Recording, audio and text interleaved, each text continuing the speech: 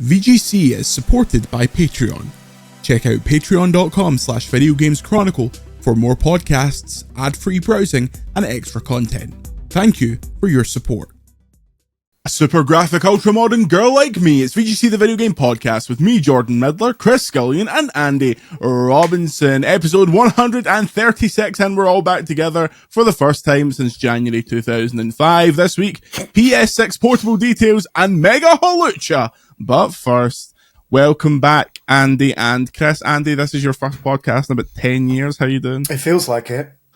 It feels like it's my first day in front of a camera in about 2 months. It probably is. I've been, I was on vacation for 3 weeks. Where were you? Nowhere in particular. And I came straight back, and the next day I went to Gamescom. So if I look like I've been eating and drinking for a month, that's because I have. Yeah. Which did you prefer, Japan or rural Germany? Well, as much as I like, swimming through a sea of Germans to get a free lanyard from a Chinese MMO stand, I'll pick the vacation. Yeah, I understand that. The award-winning Chris Scullion, how you doing? I'm doing okay. I've got a really itchy back, so I always want to use my back scratcher just to scratch my back. But other than that, I'm doing very well. Yeah, we got our facsimiles of the MCV Develop Award for Media Brand of the Year, which is very lovely. Andy, you missed an amazing moment. Like the KO, I got the Master Emerald though. Yeah, Andy's got the main one. Andy was the one who got to give the speech on stage, which is. Andy got to give the speech on stage, which is probably just as well because it's the least likely of the three of us to be controversial. We would egg each other on. Andy, when we recorded something when Chris was in Germany, I showed him that, and you should have seen his fucking face because he thought you'd sent me yours, and I had the only one. I was like, "What? Did I even get a say in this?" It's raging. How's life treating you, Chris? It's treating me well. I'm still in Gamescom catch-up mode. You get when you're at Gamescom, you're excited because you're like, I've got 17 appointments. This is brilliant. And then you get home and you're like, I actually need to write about all 17 of these appointments. So it's fun. It's nice to it's good because nothing I played was bad. So it's nice to write all these kind of positive things for once about about things that are coming up. So working through them. You'll see more next week, more over the weekend. So. Yeah, nice. We recorded a little chat through yesterday of some of the stuff you've played. This week, up over the weekend.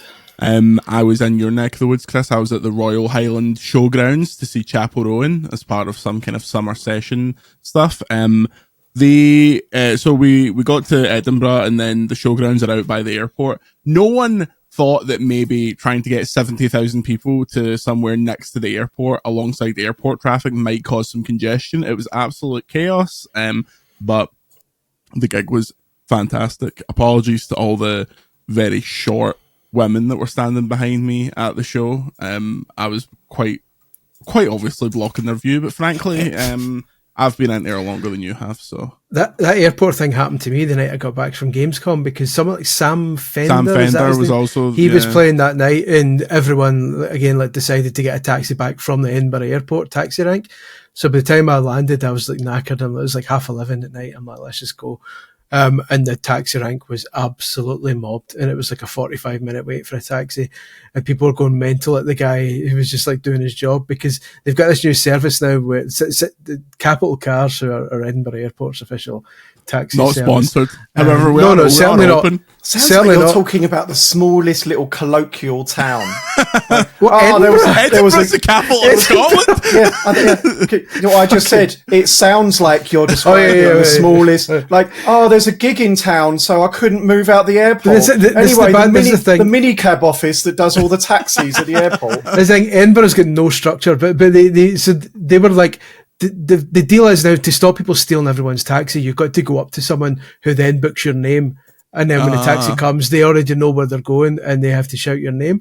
So it's just there's people going, "I've been waiting here 40 fucking minutes," and the guy's like, "It's not my fault, pal. It's not my fault." And everyone's just shouting. It got to the point that when your name gets shouted, everyone started cheering. So when I do I've got my Gamescom vlog I'm working on for the Patreon. There's a bit with me getting my taxi called and everyone cheering me as I go to the taxi. It was like, that's They were just a big nice way Chris of ending Scullion it. fans. I mean, it's under. I'm Edinburgh's favourite son. Big famously. official Nintendo magazine readers. Well, I'll bring it back. The on the way back from the gig, like they tried to keep everyone to walking down this one path, like they gated off the road, and then obviously it got too crowded, so somebody just opened the gate and everyone spilled out onto the road, and all these security guards were like shouting at us, "Get back, get back!" And I just kept walking, so I was like, "What branch of the police do you actually work for, mate? This is a public road. You're not telling me where to walk." And then it was about an hour of getting home. However, big recommendation for west of Scotland, and I suppose east of Scotland since it was in Edinburgh, fast food place, Chillos or Chilos, Chillos, the best burger and Ziggy chips I've had in quite some time. What's Ziggy chips? So they were like crinkle cut fries, but they referred to them as Ziggy chips. Oh, as in zigzag? As in zigzag, yes.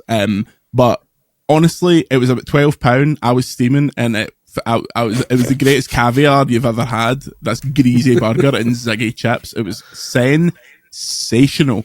But yes, Miss Chapel, great gig. Well, enough of this chat about tiny 5,000 population communities. Yeah, little podunk villages like Edinburgh. Speaking of podunk, if you'd like to continue to support this podunk website, patreon.com/Video Games Chronicle for more podcasts, videos, and extra content, and ad-free browsing on the site. This week is your final week to claim your VGC pin. You can either join as a new member, upgrade your membership, or gift a membership at any tier to be eligible for a pin. If you're a season ticket holder, you're already eligible. Speaking of our season ticket holders, special thanks to this ridiculously long list, so go and make a cup of tea. iMark, Bill Bob Saggins, Lee Jackson MM, SC Ginger, Silas De Vagerstein, Matthew Tate, Justin Keeling, Vicious, Moroccan Lamb, Tanner Santos, Serkin Toto, Shea Dougal, Matt Huggins, Marmus Prime, Ranky Bain, Sam Big Shoe over in Ginger Jota, Mark Edmonds, and James Hughes. Thank you all. I like, is Bilbo Bag Saggins a new one? That's a really good, that's a strong name. I honestly, it's his real name as well. Yeah, Chris. Given it, his first name's Chris. That's his second name. I've been waiting for someone to, because you can put whatever name you want on Patreon. I've been waiting for someone to put something stupid to make me read it out. That's another great benefit of being a season ticket holder on Patreon.com/Video Games Chronicle. I will read anything you write, anything. So consider that for the future. Story number 1: Sony is reportedly planning a Nintendo Switch style PlayStation 6 Portable. Nintendo Switch style in the sense that it won't have any games. That's according to Moore's Law is Dead, a YouTube channel that's previously leaked accurate technical info about PlayStation consoles before their announcement. In a new video, MLID shares specific technical specifications for the PS6 handheld, which will reportedly release alongside a traditional PS6 console. Notably, the channel says it's seen multiple documents that directly call out the planned portable and a dock like a Nintendo Switch. Chris Scullion, every time I hear about this, I'm like, yes, please give me a nice, especially after playing the Switch 2, God rest it. I would love. You're God rest Switch 2, God rest it. I would love another fancy portable that plays my PlayStation games. Yeah, I mean, I'm surprised it hasn't happened. I'm surprised it didn't do it during the Switch era, but I suppose these things take time for R&D because Sony has previous of seeing what Nintendo did and then kind of aping it. Improving it in every way. Aping it. PlayStation Move controller. Ape escaping it.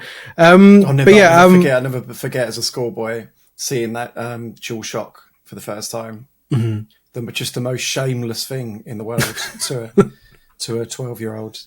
Yeah, and it's just continued ever since. But so I'm surprised, frankly, we haven't seen it yet.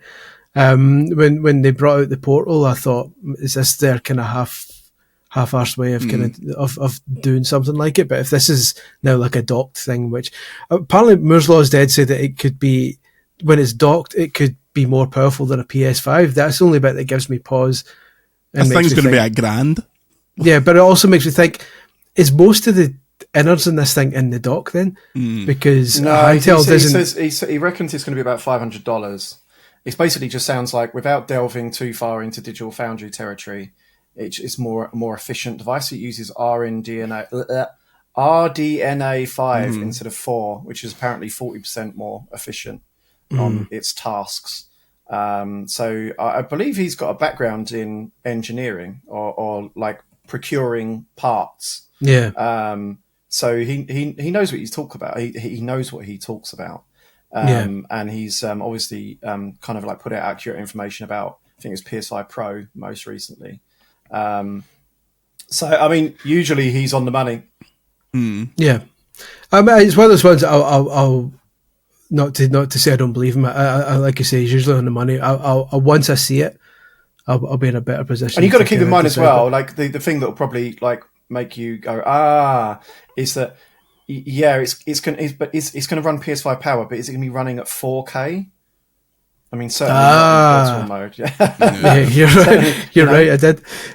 Yeah, no, that's a point. I mean, it's like, I mean, if it comes out, I'll buy it. I didn't want the Portal because I don't do streaming. I didn't get that. That's not. I still don't get that. People seem to enjoy theirs, but that's fine. But Portal's fantastic. if like a one that lets you download games locally and play, like I want the Xbox one. I want a PlayStation one. I love like these handheld gizmos. Yeah, me so too. I'll definitely be there day one for it if it exists. But I'd like to see what it does. Honestly, if it's the exact Portal form factor, but you can download the games to it, I'd be super happy because that thing is it's excellent. Like I have the hyper specific niche of when Laura wants to watch Grey's Anatomy and I want to play another 1,000 hours of to get my Death Stranding 2 platinum. Like it works perfectly like that. Outside of that, the amount of mods on TikTok that you see that are like, I bought the PlayStation Portal and he took it into the car and it never worked. And it's like, yeah, fucking learn how to read. But I think I mean, to be fair, I think they did an amazing job of making it clear that that's a streaming only device. So to be fair, I don't know. I think you have to be quite profoundly thick to not. I think it kind of like for me. I mean, it's all anecdotal, but it's sort of like highlighted a opportunity there because you're right. Like I know like just doing the school run. So many parents and stuff like asking my missus like, can you ask Andy about the PlayStation Portal? Is it good? I want to get it for little Jimmy. Whereas they wouldn't ask for anything else at any point. Yeah. I suppose also since the Portal was like, what is it, 200 quid or something like that? It's an easier sell than the 450 of the Switch. I mean, they were sold out for ages as well. I'm sure they were. Yeah. I mean, peripherals. I don't think they break down specific peripheral sales, but Sony makes loads of money from peripherals as well. Yeah. I mean, this thing, right, is like, I mean, obviously you take away the tremendous success of Switch, the handheld PC handheld market's not actually that big. Like, I'm pretty sure Switch 2 is already like outsold like everything else combined. That might be a wrong stat, but hey, I'm on the podcast. I don't care. But if it hasn't, it's very close, right? Like that's sort of like what the size of what you're looking at of the whole like PC handheld market. But everyone is trying to get into it, right? With good reason that, you know, they're competing for mindshare now. There's only so much TV time to go around. Like one of the biggest reasons that it's sort of capped in the amount of consoles they can sell is that, well, you're competing with Netflix and you're competing with TikTok. And so if you can unlock that, if you can kind of like make your device like Nintendo has available in other hours of the day, you know, during your commute, etc., then that's kind of like additive value for them. Yeah. Here's an interesting wee one. Do you think the Xbox Ally X, or whatever they're calling it, Chris Scullion, I will give you one more chance to give me the correct name of that thing. The ROG Ally, the Xbox ROG Ally X. Right, Xbox ROG Ally X. It's got another name, doesn't it? It's got another bit. Hero or some shit. It's the ROG Xbox Ally X. Congratulations. There you go. That's what you said. I can't actually. But let's say yes. Will that outsell eventually the Steam Deck? Because that seems to be its competitor. It's madness to compare that to Switch 2, obviously, because it's a handheld PC market. Well, the Xbox brand isn't competing with Sony just now, but is the Xbox brand enough to make this thing do better than the Steam Deck does? Absolutely not. Wasn't enough to move their console. Yeah, I think this will be a hyper niche. I think You reckon? Yeah. I think if you're going into the PC space, this is in a large educated consumer, right? With greatest will in the world, it's not, console. It's not like Jimmy's mum from school. And what's the Xbox at like? It's people looking at that going, oh, you seen how much RAM it's got? That's crap. It's not even got an OLED screen. Like, they're a discerning consumer, right? It honestly blows my mind. Like, this was the talk at Gamescom as well, that people are still figuring out that this thing is just a PC. It is a existing device with Xbox's new UI on it. Some nice buttons. It's a more powerful version. It's a PC. It does not play Xbox games natively. It's a completely different proposition to a portable PlayStation 6, which will play PS5 games, which will play PS4 games, because it will be a PlayStation. But I think that's what appeals to me about it, is because I'd like a handheld PC that is tuned. I know the ROG Ally kind of does that to an extent, but if this is a more powerful one, I would like a handheld PC that I can run Windows apps natively on without having to go through a million backdoors like you have to do on the Steam Deck. I will give you my Steam Deck OLED. You can. I've got Steam Deck OLED, but getting Windows. But getting Windows running on that is such a ball. Like, I would love something. Why do you want to run Windows? Because I want to run Xbox games on it. Like, what you mean? You mean Steam games?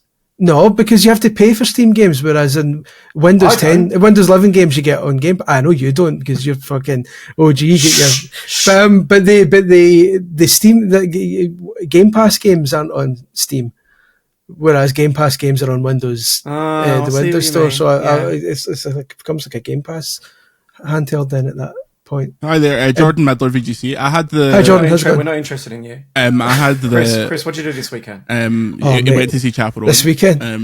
I had queuing for Rose's minicabs at the airport. I had the last ROG, and you could play Game Pass games on it, and it was nice. So I get your desire, Chris. I understand it. However, thanks. No, I think they'll sell about fucking 10 of these things. But I will say though, as someone who's effectively has Game Pass, like on my Steam Deck, I went into it for like, oh, it'd be great. Like, I can play off the TV. I can catch up on, kind of indie games that aren't on Switch, more powerful games that when I'm on flights. I think I've used this thing about 5 times on flights, and I just play Balatro or Tetris Effect. Proper games. Basically, I just want a Disney Dreamlight Valley machine. Basically, here we go. There we go. So that alone is worth. Took long enough. That alone is worth $4,000 or whatever it costs. So how's it? Does it have a price yet? Does it, like, properly fully confirmed? £1 billion.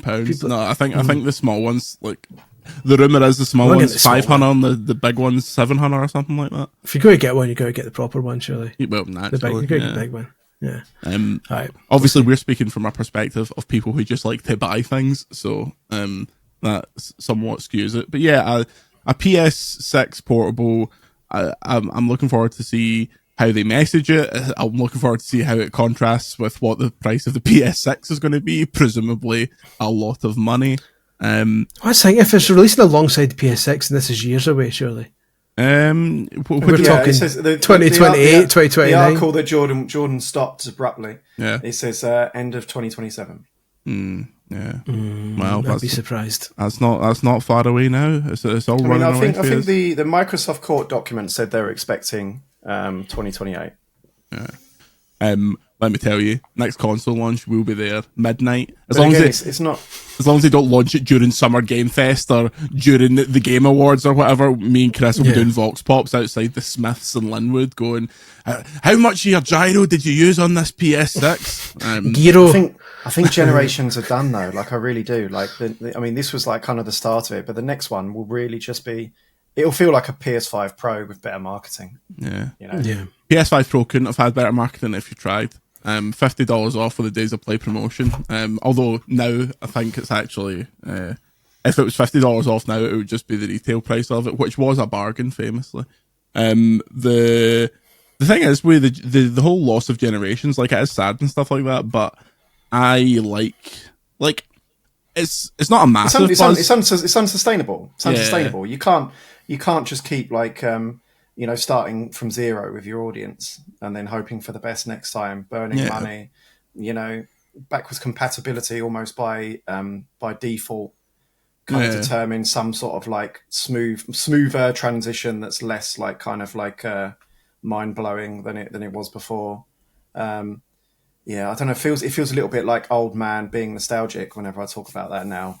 So yeah, I think it will just feel like when you get your new phone every couple of years, which is like it just sucks. Yeah, it's like it's a buzz you have for half an hour and then you just get on with it because you're already like when I get an iPhone now, I plug it into my computer or whatever, and it looks exactly like the phone I just put down because all of the stuff just and then people ask you what phone have you got, and you're like, couldn't tell you. I don't know, and you have to go through the settings to actually tell them what phone you've got. Yeah, yeah. The one thing for me is I just hope for the PS6 they don't try and reinvent the wheel and change their controllers too much because I am really. You don't want the rear touchpad back again? Well, man, that is sweet. Yeah. That's the biggest. That's the worst creation in video game history. Really? I hated that. Because why put a touch sensitive button where you naturally put your fingers? The amount of times I played FIFA on that thing and was accidentally hitting shots. That's because they're stupid EA Sports with their ports, mate. Like, surely they even gave you a little bit. You turn it off. You've got during general gameplay, surely you would not have that thing registering inputs. That's a stupid decision. I'd never got it. I never. Did you play Tearaway? Yeah, but every gimmick has one good game that uses it, and then just gets in the way for everything else. But then everything else just kind of gets in the way. Like Nintendo's guilty of that as well. Like there's been loads of Nintendo inventions that have been like HD Rumble. Wash your mouth out. Well, I mean, stop talking shit about Game Chat, everyone's favourite. We're recording this podcast in Game Chat right now. We decided to chuck Riverside. Have you used Game Chat yet? My camera is in the box. It's never getting taken out of that box. We used it that one night. Camera, sorry, we didn't. I was going to say we used it that one night for the Patreon Mario Kart. That camera's got to be one of the most disappointing kind of launch features. Yeah, I can remember. Do you remember we obviously we were watching the Direct together. And I'm like, oh my god, you can sit and play Mario Kart. That we're going to do. Like the local play was what appealed to me, really. Yeah. Like that. Look, my kids are going to love this, right? And then whenever I tried it at Nintendo or at their events and stuff, it worked great. But then once you got home, you realise it's because they had you playing on a table, with lighting, with a camera there. It's rubbish. It just does not work. Like I have to have it in. I mean, I'm in pretty good conditions. My living room. I have to have this thing on like a stool, like a couple of meters from the TV, and even then, it barely functions. Super disappointing. Especially after that clip you put up of you like having a laugh and like taking a piss after you win. So, that should have been amazing. Yeah. In those conditions, all it had to do. I mean, okay, I guess someone in the comments might go, but you can go and buy a better camera and plug it in. But, I mean, come on, like, shouldn't the default Nintendo camera in the Nintendo box actually function? Has anyone yet identified a good camera, a good replacement? I'd love to know if they have. I'm going to test. Then let me know. I need to test. I acquired the new Elgato camera, which means this is the last time I'll be using my phone as a webcam. Which means it won't keep cutting off all the time. Yeah. So I wonder if that works. Because it's USB-C, but I would imagine it's got its own drivers, which means it maybe doesn't. We should try and plug my stuff seems to be quite proprietary. Yeah, just try and plug my DSLR into it and see if it works. Make the your one always looks the best. My camera, yeah, my camera's like multiple thousands of pounds, so it's not worth it. Absolutely. All right, fucking Richie Rich. Thank the BBC. That stuff was super disappointing, but I suppose can't be disappointed in a console that I care so little for. I fucking bunged it on a BA flight, and then this is what I get for proselytizing about the little side cupboard in that upstairs on the flight, Chris. The seats that we had, because that's where it was sitting. Is that where you left That's where the fucking stupid bastard stole it from me. Clearly, someone's clearly walked cleaning the cabin and went, you know what? I make no money. Oh, there's a little Nintendo Switch 2 with Donkey Kong in it. Pocket. Anyway, some game. I'm still enjoying Donkey Kong, by the way. Yeah, I'm very, very methodically going through it. I can see why people are off on it because there's this is one of those times where you wish that you had like a couple of mics for a impromptu bonus podcast. I was sat outside of a German pub at 1 a.m. with Chris String and Tom Phillips, Wesley from IGN, the news guys, ex-Eurogamer, having a debate for about 30 minutes about that game.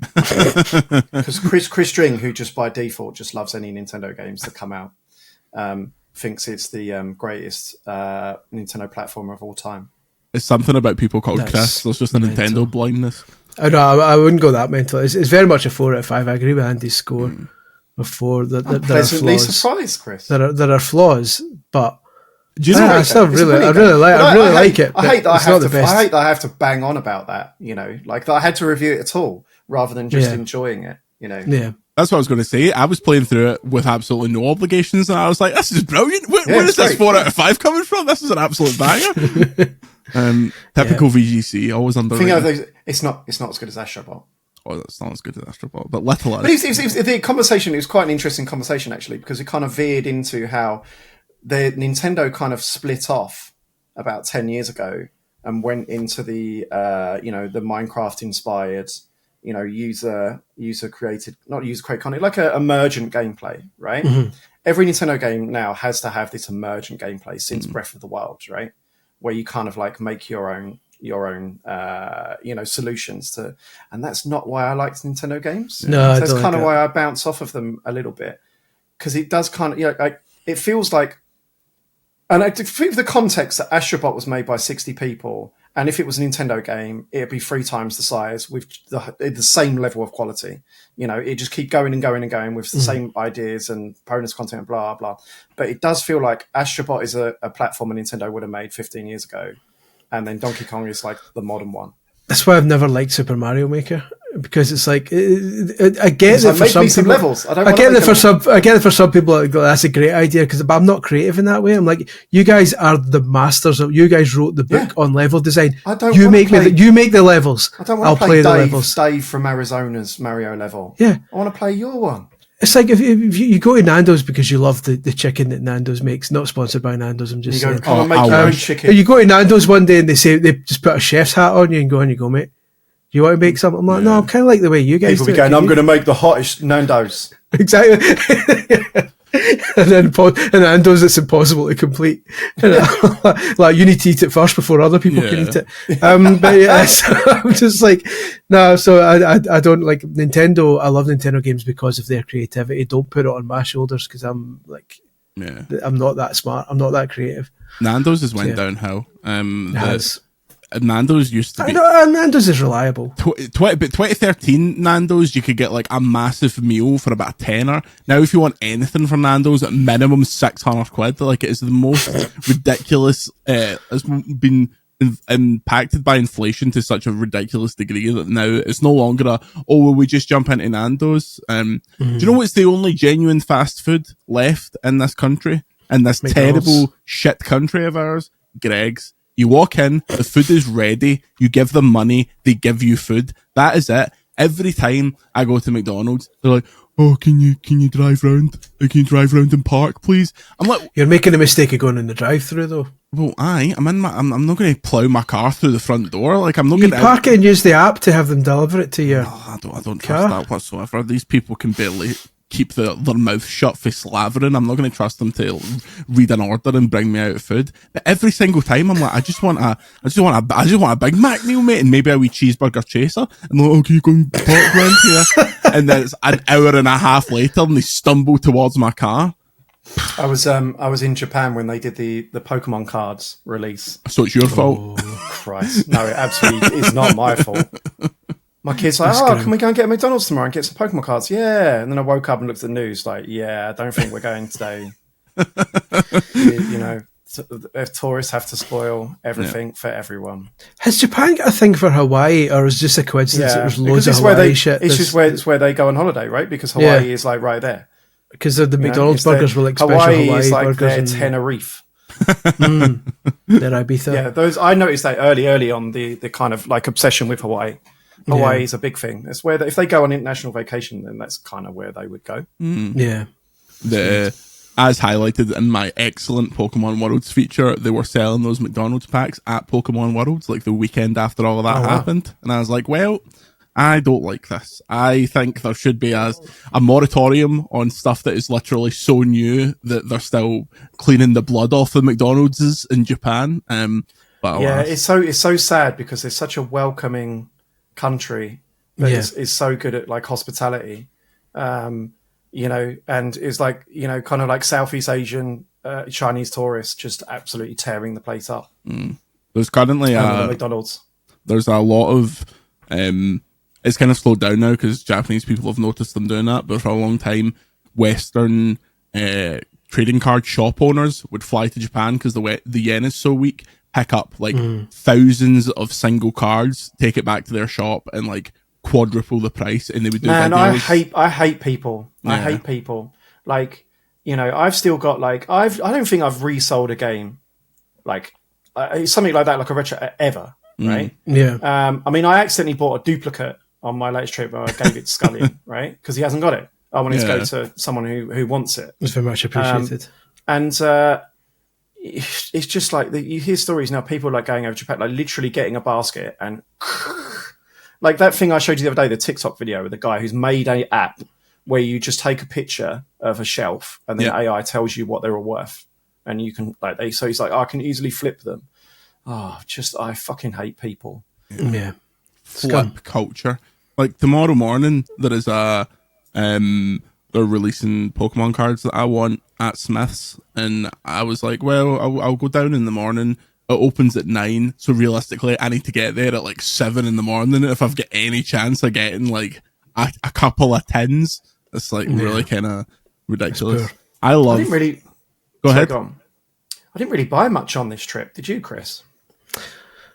It was more for the kid because you don't really buy stuff anyway, do you? It's more for the kid because it was the kid's first time there, so she got loads of. When we went to Nintendo shop, she emptied the Splatoon stuff because she loves cool, Splatoon, and you can't get. It's such a shame. You see that that little festival. I went to Fukuoka, and they were having like a festival. To be fair, it was just like kids going mental in a big like water pit, people blasting them. It was like just like free permission to absolutely drench young children with cannons.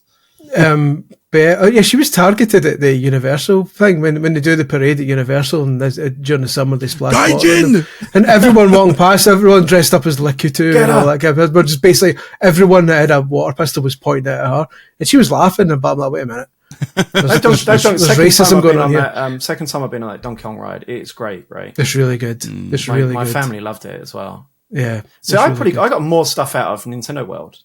Like more little I like the little trinkets, like little food. You can buy little food. Do you know what? I've caught Keza McDonald syndrome because she loves this shit. Miniature stuff. Like she's well on that, like little consoles and stuff. So I brought I got all of the, that I showed you, I put a video up, there's some gacha machines at the moment that have got little PlayStation controllers. You press the button and it plays the startup music. Brilliant. Yeah. I sat there. I probably didn't have to do more than 20 quid, but I got the lot. Nice. And gave a guy there who was like using it, my duplicate. Oh, arigato gozaimasu. Yeah, he was very happy. Arigato. The guy was German. That's not how he said it. That's how I said it. And they're like Nintendo Museum. What did I get in Nintendo Museum? I got like, they got the little, it's the third, because since I've gone, it's exactly the same, by the way. Third time I've been there. Yeah. I mean, obviously they're opening the kind of gallery soon. But they didn't have the little, really, again, same thing, cool little boxes that play the startup sounds. I think they've missed a trick. I think Sony or Bandai, or whoever's made those PlayStation ones, are ahead of them there. The little controllers they do should be playing the startup sounds. Yeah. Don't milk it. I don't want a block on my key ring.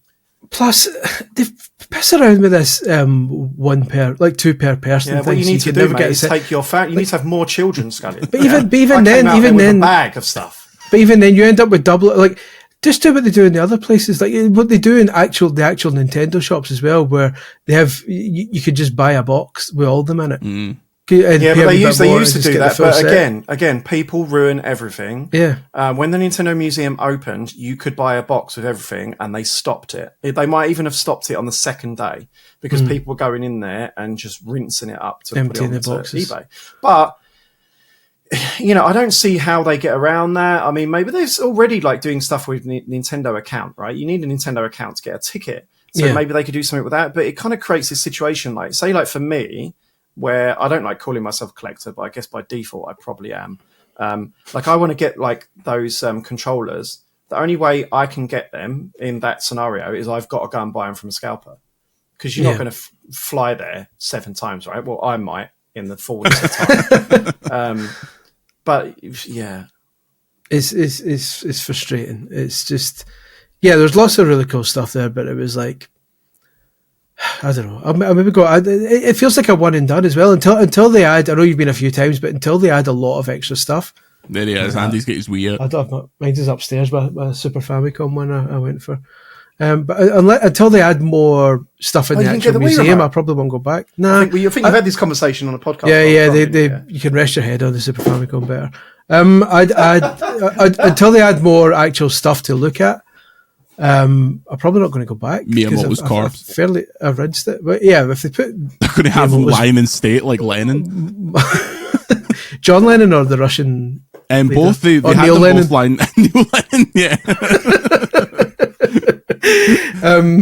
But yeah, no, like I enjoyed the Nintendo Museum. We'll have a longer discussion about this at some point because I think we said we were going to do that. But yeah, I still don't really know who it's for. Yeah. Who will get anyone who would get 100%. It's for people who are you see the same crowds there that you do anywhere in Japan, right? Like you go to the Ghibli Museum or to, I don't know, Disneyland. It's the exact same people. It's just people who've gone to Japan and they've watched a YouTube video and gone, what are the attractions? We will go here. Did I say this in the podcast that I saw Shuhei Yoshida at the Nintendo Museum? Oh, did you? He was there with his family, and I was like, I'm not going to, because in America, if that was in America, people would be crowding him, and I was like, I don't want to bother this guy, so and didn't send him at all, just kept a distance, and he was standing looking at all the prototype bit, which is the best bit, like he's standing going, and talking to his daughter. I can confirm that they've given the prototype bit an actual table now. Before it was on like you go camping. And you get a fold up table. They literally just bosh that out. Yeah, it looks proper now. It looks good, but it still feels a bit like a warehouse room though, because there's like shelves in the back. It's literally the storage room. It's weird. But so Yoshida was there, and I'm like, I'm not going to bother him. He's talking to his daughters about all the prototypes and stuff. And then when I went to Bit Summit, like the 2 days later, I went to the toilet, and he was in the toilet as well, and I was like, this would have been the perfect opportunity, and luckily it didn't go anywhere. Turn your glasses on. I turned my glasses on. This would have been the perfect opportunity to be the most awkward man in the world. Go to your rhino with a PS4 game, and go, want to borrow my game? Walk up to Yoshida, dick out, and say, I saw you 2 days ago with your family. So I didn't. I was like, this is a sliding doors moment for me. This was a different place. This was a Bit Summit. I saw him again at Bit Summit. Oh, yeah. In the toilet, and I was like, this could be a sliding door moment. I chose the moment to just completely leave him again. Or I could have gone to him while he's pissing and say, I saw you with your daughters. I didn't think it was appropriate at the time. I wanted to wait until you were like half naked before I came in. I spotted him twice, left him alone twice. I think that's the honourable thing to do when in Rome. Look, just because I chased them down in an RS McCalls doesn't mean you need to take the piss here. That was when you were haired, though, so that was a different man back then. A long time ago.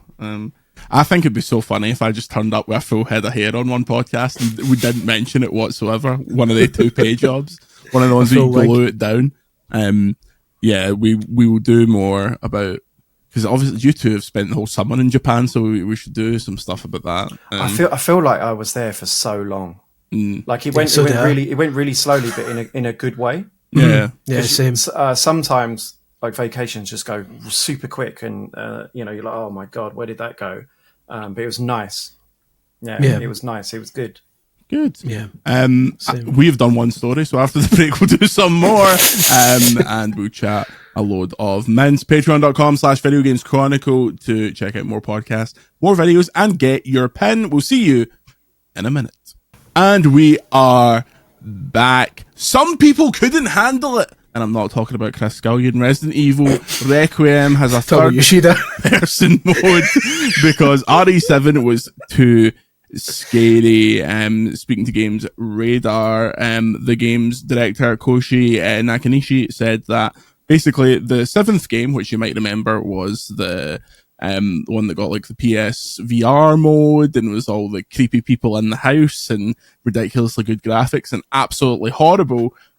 was too much. Quote, looking back at Resident Evil 7's first-person perspective, I implemented that as a way to make it more immersive and more scary than ever before, which I think most media and players agreed with. It was an incredibly scary game, but it was possibly too scary. I think some people couldn't handle it, either couldn't finish it or didn't even start it. And that's something that I look back on thinking that, you know, I want to make sure people can enjoy the game. Honestly, I get that, because that is the only Resident Evil game I've ever played where I've been like, this is getting to the point where it's a scary game that I don't really like. I don't like the Outlast stuff. Like, I don't like stuff where it's just like, that doesn't work for me. And RE7 was horrifying. There's a balance. Like I'm a very big horror devotee, so I like my horror films, I like my horror games, but there's ways of, it's a balancing act where you have to frighten people, but not to the extent that they're not enjoying it anymore. Yeah. There are some people who will take these things as a kind of endurance test, which is where you get your Hostel movies and your Saw type things. But those only work in like certain situations. Where you're talking something mainstream like a Resident Evil game, you've got to balance between keeping people frightened, but not to the extent where 90% of your audience is like, we get the point, lads, this is a bit too much.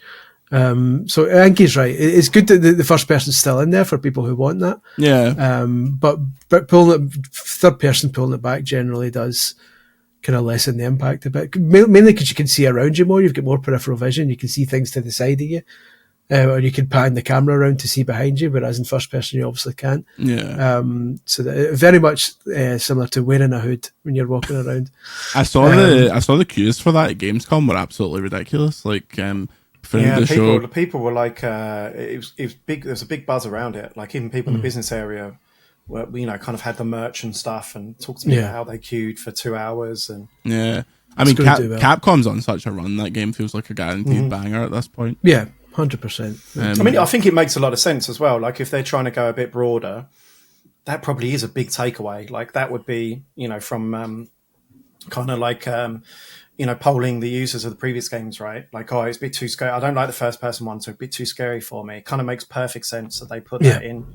And they've even kind of like done it in a halfway house way where I think the game recommends like what scenes to play in which mode. Mm-hmm. Oh, really? Okay. Yeah, you can turn that on or off. Like you can choose to be all first person or third person, or what the going to first person when the kind of the game recommends you to do that. Yeah. That's quite cool. That's a good way of doing it. And obviously, like the RE engine gets built on all the time, so you'd imagine this is the sort of thing they'll get added in future games as well. Because now that it's been implemented properly once, you'd imagine. What, a camera? No, but not every game can seamlessly go between first and third person that easily. Like if a game's built with third or first in mind, you usually get modders who would add like the other view's point, and it's all messed up.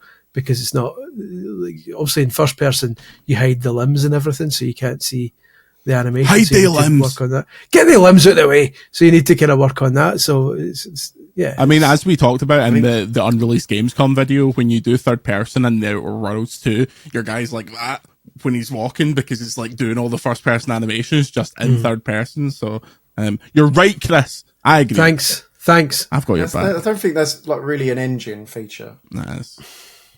We're getting it. It's like now they've got the little girl in Pragmata. Of course, she'll be in every Capcom game now. Her hair will be as exclusively reported just by us and no one else. Our long hair will definitely be a future feature in all Capcom games now. I think that's going to be the game that breaks Capcom's streak. I think we're going to get that in. Yeah, Pragmata, absolute mince. It's good, it's great.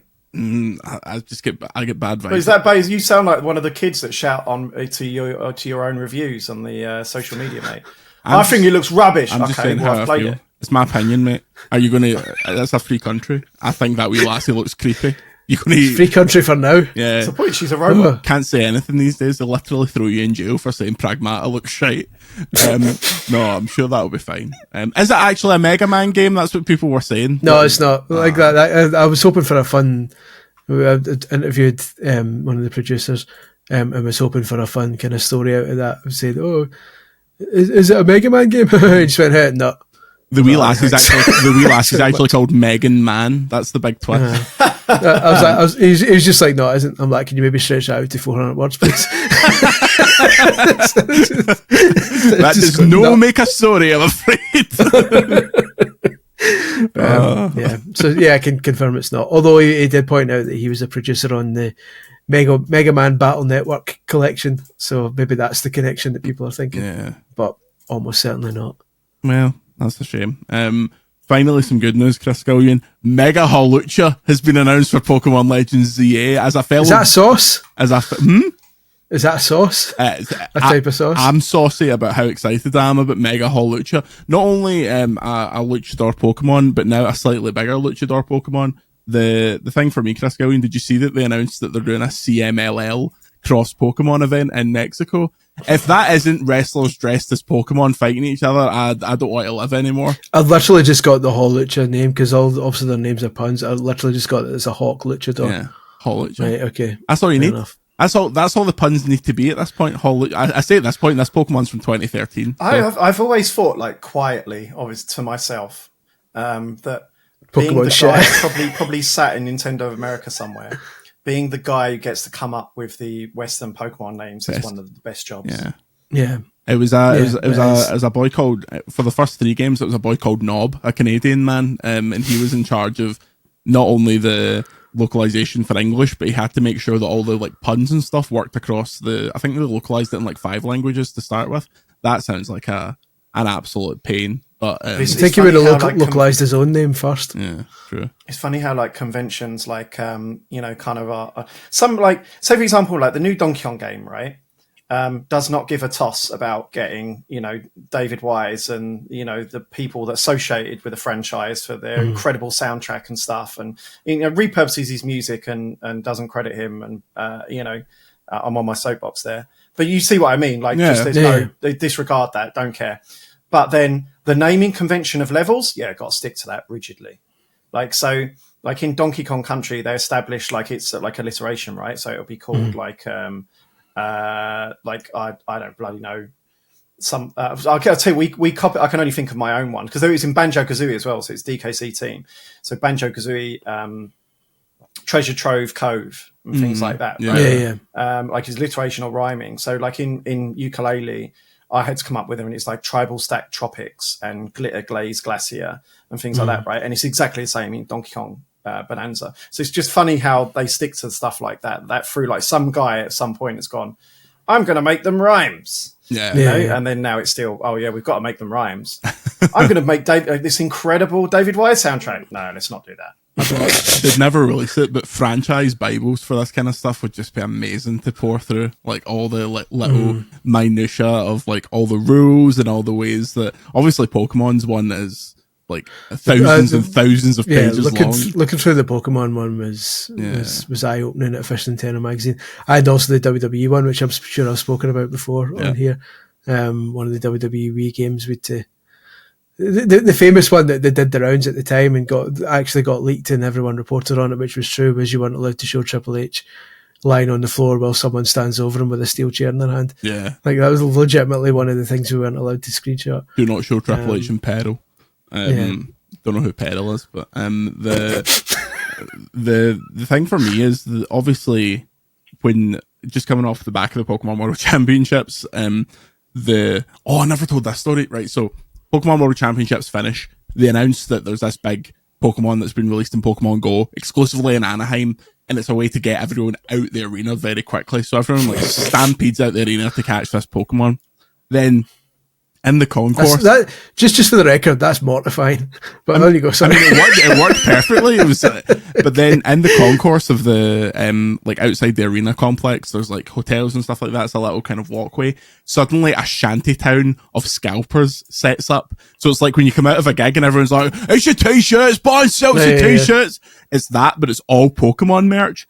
Police descended on it so quickly, taking pictures of the people being like, "You're trespassed from the Anaheim Convention Center, move along, you're trespassed.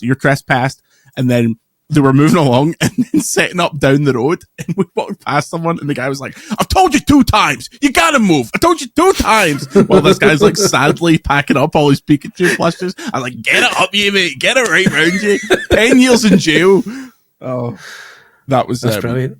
that was so funny to see that stuff in the background, all this immaculate branding, like the greatest branding team in the world. They're like deploying their secret police. Lock them up and throw away the clef key. There we go. Is that yeah. Come on, clef key. Yeah. Good lad. The shittest Pokemon ever. Nah, clef key's alright. It's just a wee guy. It's just a set of keys. Like, imagine that was from the same era as the rubbish bin, wasn't it? Trubbish. Yeah. Where literally the guy who was coming up with the Pokemon was just looking around his office going, "Oh, what about the bin? We'll make one the bin." And he's like, "I need one more. I'll tell you what, I'll go home and I'll sleep on it." And he went home and he went to open his car door with the car key and went, "Ah!" and realised that he hadn't done a car key one. Job done. Clef key isn't actually a set of keys. Clef key is just the silver key in the middle. The keys around Clef key aren't part of the Pokemon. That's just the They're keys. superfluous. It's collected. According to the Pokemon Sun Pokedex, this even-tempered Pokemon has a habit of collecting keys. It will sneak into people's homes to steal their keys. According to the Ultra Moon Pokedex, long ago it lived in mines. But once the minerals that make up its diet became scarcer, Klefki began appearing in human settlements. So it's really a message about environmentalism and how we've destroyed the planet, and the native Klefkis have had to leave the mines. I stand corrected. It wasn't just some guy looking at his car keys and going, "I'll just draw that." Yeah. According to the Pokemon Scarlet Pokedex, once it absorbs a key's metal ions, it discards the key without second thought. However, it will hang on to the key it favours for decades. So, what's this lore over? I can't complain. Pokedex entries are fantastic. They're so much fun to read. We should do a game where I'd only do it for the original 151, so you had a chance when I read Pokedex entries and you have to guess who it is. Every now and then you get a really dark one, don't you? Where you see something like a Psyduck or something going, and then the Pokedex is like, it eats its children. Yeah. And you're like, wait a minute. There's a lot of them. I really like how that's all like grounded in kind of nature, right? I remember the first time I went to Japan, right? Like, because you always think like, oh, these games are so creative. How do they come up with their ideas? And then you go to Japan for the first time, you're like, oh, they're just copying stuff that they have at home, as we would if the British people were making a Brit, like even stuff like the way the floors work in a department store, right? Like BF and BF2, and it's like you're in Zelda done. Like, so you go in the summer and you just see kind of children out with their nets collecting bugs, catching bugs, to put them in their Pokedex, and that's where Pokemon comes from, right? It's just from their childhood hobby of collecting bugs. And that would be a thing. These bugs only come out in the rain at this time of year. And then you get the Anaheim police coming over to the kids going, move along, you're ripping off Pokemon. The kids scalping the bugs. First time I ever landed in Japan, there was just haunted keys everywhere. I was like, this is mental. This is Megaform. Well, to be fair, after that McDonald's campaign, there was loads of rubbish bins lying out, and also the rubbish was very well represented at McDonald's. Rubbish and Garbodor, both in Pokemon Legends ZA. Couple of questions before we go. This is from Jamie H1224. Only one of these games can get a Kirby/Mario Party expansion, and another gets a Zelda-style performance and frame rate boost. The remainder gets nothing. What are you picking? And we have 3 here: Luigi's Mansion, Pikmin 4, Super Mario Wonder. So it's kind of a fuck, marry, kill, but it's expansion, performance, nothing. For me, give me more Wonder. A performance bump. I don't know. I didn't play Pikmin 4. Did that run? Like, how did that run, at Andy? 30. I would say it probably needs it. Like, Luigi's Mansion 3 is one of the best looking games on the Switch, if not the best. Like, but what are they called, Chris? What's the creator? Is it Monster? What's the name of the games? Next Level Games. Next Level, yeah. Next Level. They are like, they're so good at this stuff. Like, it looks like the biggest compliment you can give it is it looks like a first party game. It's beautifully animated. I do not think that game needs a performance boost. No. Pikmin probably does, but again, even then it's not exactly crying out. But Super Mario Wonder, I would love more of that. Yeah. I would love like a couple of extra worlds or something like that. Do you know what? The more time passes, the more I appreciate how much I loved that game. 100% agree. I would do exactly the same decisions. Luigi's Mansion 3 doesn't need it. Pikmin 4 could do with a boost to 60, and because the characters are so small, that benefits most from a resolution boost. And then Wonder, if they do like a Super Luigi U, like they would Wonder and just like basically like give us like just as much again. Because I would gladly pay 80 quid or whatever it is for that. Yeah. For a Switch 2 edition of Mario Wonder. I'm actually surprised they haven't done it. Yeah. And the other thing about Luigi's Mansion is that that's become such a big franchise, like over the last couple of years, that they're definitely working on a fourth one. And that came out, Christ, did that come out 6 years ago? 5 years? I think. Yeah, well, because then because they re-released 2 then, didn't they? They remade 2 or remastered 2 just to pass the time. Obviously they did Strikers, which was disappointing. So they're probably even more reason they're going to get shunted back to that. But they're definitely working on another one. It's probably soon, right? I can't be surprised if that's not out in the next 2 years. See, when the next 2D Mario game comes out, do they go Wonder again? Or do they risk people getting pissed off like they did with New Super Mario Brothers, where you can't keep going to that same well and doing the same art style every time? I think they probably would. Do it one more time and then mix it up again? Well, I mean, they had New Super Mario Brothers for about 15 years, right? 20 years? That went badly. I mean, it's got to be more than 20 years because it was on DS. DS was the first one, yeah. Poor. Breaking news from Blue Sky. BBC Breakfast this morning had a long segment about the 30th anniversary of Windows 95. So what vintage computer did they put in the studio as a handy prop? Not a joke, unless this is a good Photoshop job. Was it Spectrum? A Macintosh SE for a Windows 95. They're trolling. Yeah, they're trolling. definitely. Yeah, it's a piss take. Yeah, there's got to be a piss take. Yeah, definitely. Final question before we wrap up here. Question for Andy. What gyro do you normally go for? Do you know what? It's actually a gyros. A gyros. Sorry.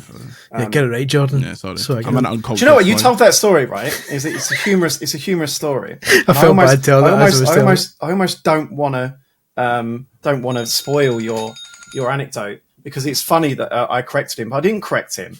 I just said, yeah, I didn't hear what he said. I know you probably did. I know you're probably just repeating yourself rather than correcting him. It sounded like you were correcting him, and it was amazing. There's a chain. There's a chain here. It's called Eureka or something. Eureka, that's fantastic. That's it. Yeah, they do them. They're good. Halloumi it's annoying because chicken, very good. Chicken, mate. Yeah. Because one of the best visual jokes in GTA 4, I think, is the gyro shop called Gyro Day, and obviously the Scottish joke is that it's Gyro Day, which is when people in Scotland collect their gyro check. Yeah. But it doesn't work because it's Gyro Day. And it's like so shame. The pork gyros from halloumi. It was just going to get more and more. I think you actually pronounce it. the pork thing in Glasgow from the place is called Halloumi in Glasgow. It's on Bath Street, I think. Very nice. They also do halloumi fries the size. You would hope so. Like the size of a large phallus, let's say.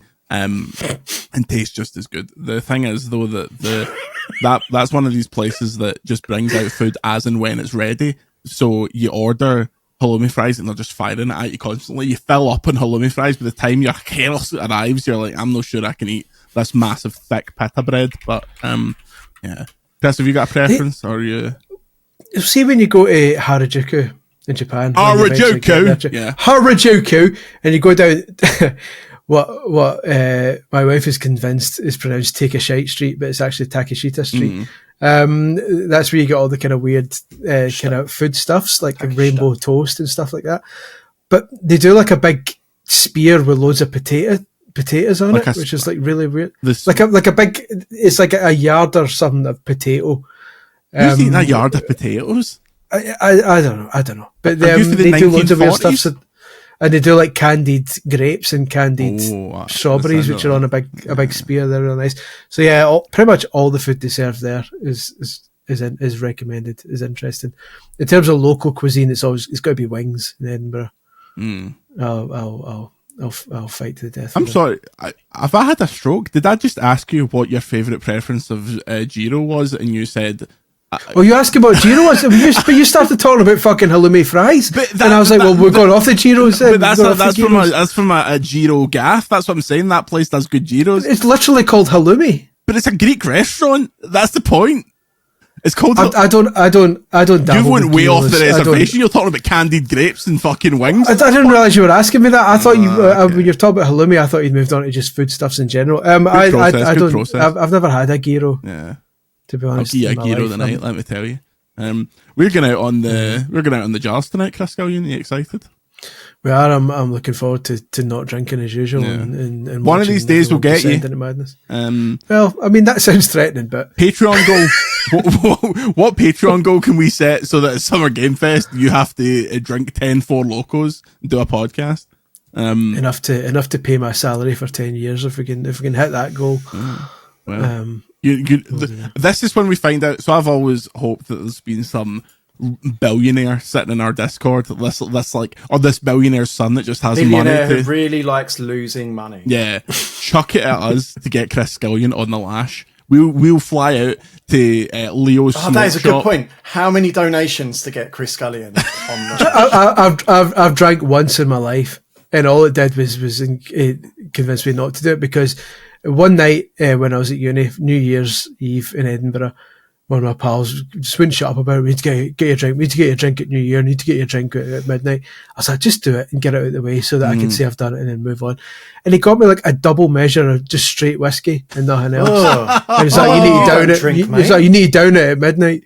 So I did it, and I was like, well, that certainly hasn't helped the cause whatsoever. So that was the first and last. And I know that's not representative of whiskey. the whole. I wouldn't drink. Yeah. I know that's not representative of the whole drinking landscape, but you know, you need like a nice WKD blue. Yeah. A Four Loco. 20 years too old for that. Ice. Yeah, a dragon soup. I think I passed the days of hooch. Yeah, I had a hooch anyway. not 2 months ago, and Laura was taking the piss out of me. You can't go straight to double whiskey. Yeah. Well, I didn't know that. I was. You got to start on the realised that tutorial. quite quickly. You got to start with a tutorial. I went straight. Smirnoff Ice. I went straight into hard mode. Cool. I remember that summer graduating to lager. That was like going from, Zelda to Dark Souls. Yeah. My problem when I'm drinking beer though is like it just feels like I'm eating loaf after loaf of bread. Like it's so thick. Like if I'm wanting a long night out, I need to stay on something lighter. I need to stay on like the seltzers if I'm going to keep going. If it's bedtime, start drinking beer. Sorry, this is another reason why I'll hear all the hangover tales, and I'm next day I'm up at 8 a.m, like just walking about, living my life, going, oh, everyone's suffering. Yeah, you're not missing anything, mate. Yeah, you're not missing anything. This episode was brought to you by drinking. Thank you very much for listening to another episode of VGC, the Video Game Podcast. Remember to check out patreon.com/Video Games Chronicle for more podcasts and your chance to get a pin. We will be back next week. Will we make it 2 in a row with the full cast? We shall see. Andy, you get any football to depress you this weekend? Oh, don't remind me there's football.